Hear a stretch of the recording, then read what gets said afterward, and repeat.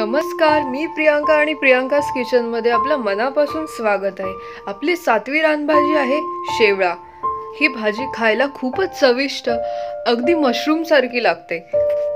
आपण या व्हिडिओमध्ये याचे औषधी गुणधर्म, ही कशी साफ करायची, कशी बनवायची हे पूर्ण सविस्तर बघणार आहोत। चला तर मग रेसिपीला सुरुवात करूया। ही भाजी खाल्ल्याने जर युरिनचे इश्यूज असतील तर ते सॉल्व्ह होतात, किडनी फंक्शन सुधारते, त्याचप्रमाणे ही एक इम्युनिटी बूस्टर सुद्धा आहे। शेवळाच्या भाजीला लागणारे साहित्य हे मी ते 3 जुड्या शेवळ्या घेतले, टोमॅटो, कांदा, वाफवलेली कोळंबी, तेल, हिंग, मीठ, कोकम, हळद, तिखट, आलं लसूणची पेस्ट, कांदा खोबऱ्याचं वाटण, गरम मसाला, लसूण, हिरवी मिरची। हे मी बाजारातून 3 जुड्या शेवळ्या आणली आहेत। ही शेवळं कशी साफ करायची हे मी तुम्हाला दाखवते। बघा, ह्यामध्ये प्रत्येक ठिकाणी जुडी बरोबर हा बोंडग्याचा पाला दिलाच जातो, कारण ते त्या कातकरी लोकांना माहिती असतं की ही खाजेरी असतात, त्याच्याबरोबर ह्या पानाचा जास्त करून उपयोग होत असतो। ही आंबट असतात पानं, त्याच्यामुळे ही पानंही त्या भाजीमध्ये घालायची असतात। काही ठिकाणी बोंडग्याच्या पाल्याऐवजी काकडं नावाची फळं असतात, ती दिली जातात। ती सेम आवळ्याच्या आकारासारखी असतात। यामधली तुम्हाला कोणतेही मिळाले, फळ मिळू दे किंवा पानं मिळाले, तरीही ती तुम्ही वापरू शकता।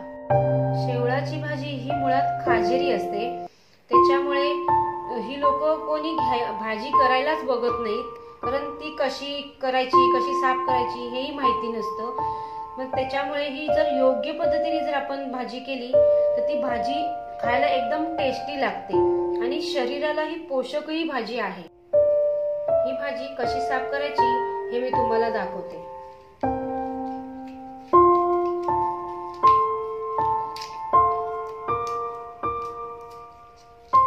आता बघा, हा मेन पोर्शन आहे पिवळा गोल्डन कलरचा, तो खूप खाजेरा आहे। त्याच्यावरती हा जांभळ्या कलरचा एक पोर्शन आहे, त्याला खाज नसते, पण हा पोर्शन अजिबात भाजीमध्ये घ्यायचा नाहीये, कारण खूप खाज असते, तुम्ही खाऊही शकणार नाही। तो आपण जरा पुढपर्यंत असं कापून घेऊया।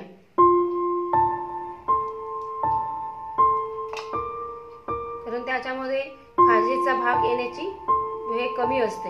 ह्या भाजीला थोडासा चिकटपणा असतो, त्याच्यामुळे मी असं तेल लावून घेतलंय।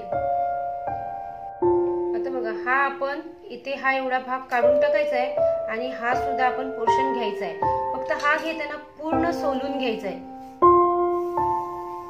हे असं सोलायचं आहे आणि म्हणजे जसं आळू कसं सोलतात त्या टाईप हा सोलून घ्यायचा आहे। ह्यालाही अजिबात खाज येत नाही, फक्त तो व्यवस्थित सोलला पाहिजे।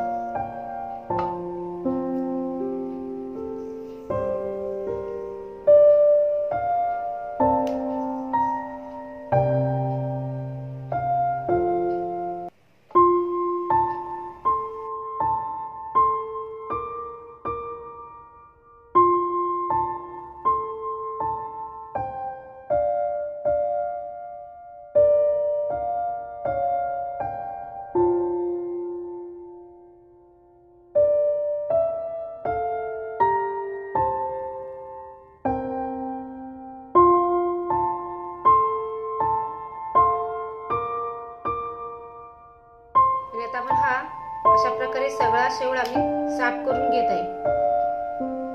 ही आपली आता शेवळाची भाजी साफ करून झाली आहे, त्यात आपण चिरून घेऊया। ही बोंडग्याची पानं ती पण चिरून घेऊया आपण त्यामध्ये।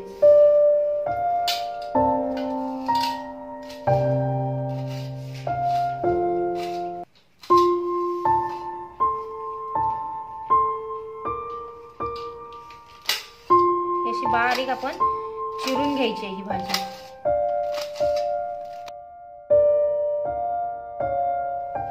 हे देठ पण आपण चांगले असे बारीक चिरून घ्यायचे आहे। ते मात्र व्यवस्थित सोलून घ्यायची, त्याच्यावरचं साल पूर्ण गेली नाही तर खाज उठण्याची शक्यता असते।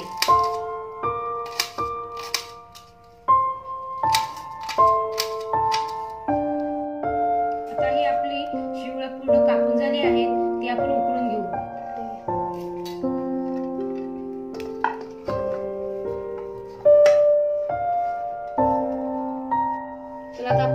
त्याच्यामध्ये पाणी ओतूया.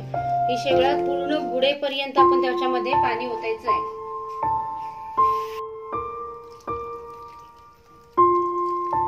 मी इथे 2 ग्लास पाणी ओतलंय. त्याच्यावर आता आपण झाकण ठेवूया. 5 ते 10 मिनिटं चांगली शेवळा शिजवून घेऊया. ही मॅरिनेट केलेली कोळंबी आपण चांगली तेलावर परतून घेऊया, म्हणजे त्याचा एक वेगळा स्वाद येतो.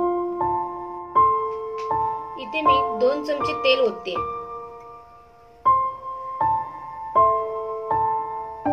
तेल आपलं गरम झालंय, त्यामध्ये कोळंबी टाकूया.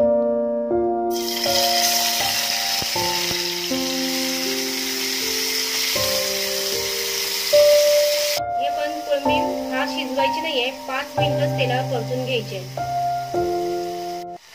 हे आता आपले 5 मिनिटं शिजवून झाले. आता ही उतरून आपण साईडला ठेवू. इथे आपण 4 ते 5 चमचे तेल टाकून घेऊया. तेल आपलं तापलंय, त्याच्यात 10 ते 12 पाकळ्या मी लसणाच्या बारीक करून टाकते.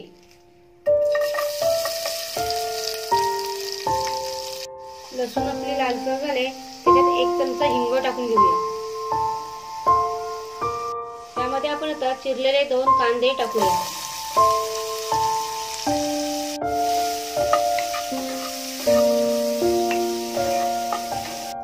कांदा आपला लालसर झालाय, आता त्यामध्ये 1 चिरलेला टोमॅटो टाकते.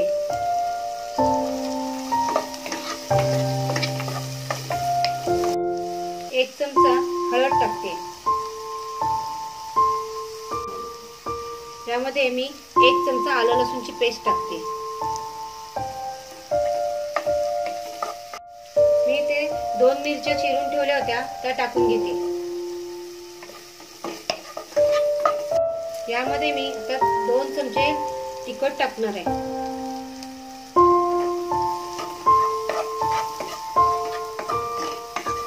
आता मी तेलावर परतलेली कोळंबी टाकून घेते.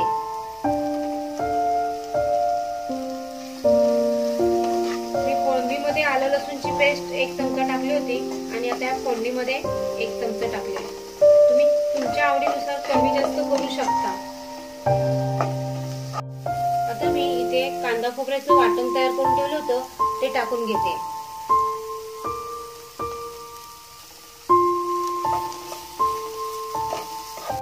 यामध्ये मी हा घरी बनवलेला गरम मसाला टाकते.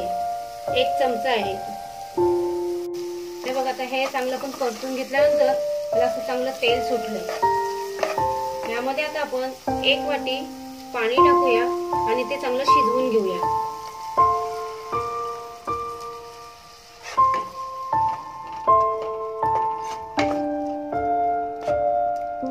त्यावर आता आपण झाकण ठेवून 5 मिनिटं शिजवून घेऊया.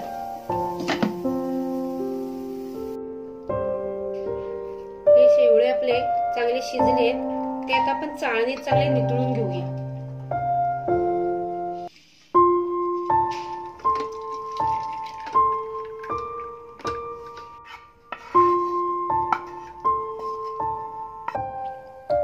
ही शेवळे आपली आता चांगली शिजून नितळलेली आहेत. ते आता आपण पिळून कोळंबीमध्ये टाकू.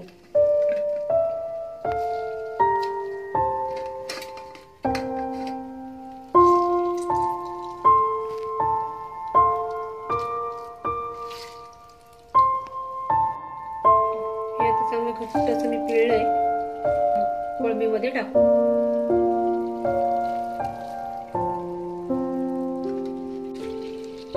हे बघा, हे पूर्ण याच्यातलं पाणी काढून टाकायचंय. असं घट्ट पिळून घेतलं की मग आपल्याला खाज वगैरे अशी खाताना उठत नाही. हे चांगलं असं पिळून घ्यायचं आहे. हे आपण नितळलं होतं तरी हे पिळताना एवढं घट्ट असं पाणी येते.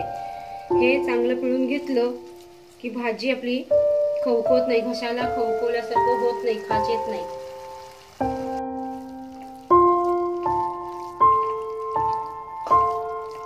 यामध्ये आता आपण 1 अर्धा ग्लास असं पाणी टाकूया आणि ते परत 5 मिनिटं चांगलं शिजवून घेऊया. मी आता इथे 4 ते 5 कोकम टाकते. चवीनुसार मीठ, अगोदर कोळंबीला वगैरे मीठ टाकलेलं आहे त्याप्रमाणे आपण हे मीठ टाकायचं. हे आपण आता झाकण ठेवून 1-2 ते 3 मिनिटं परत शिजवून घेऊ. हे बघा आपली आता शेवळं शिजून तयार आहेत.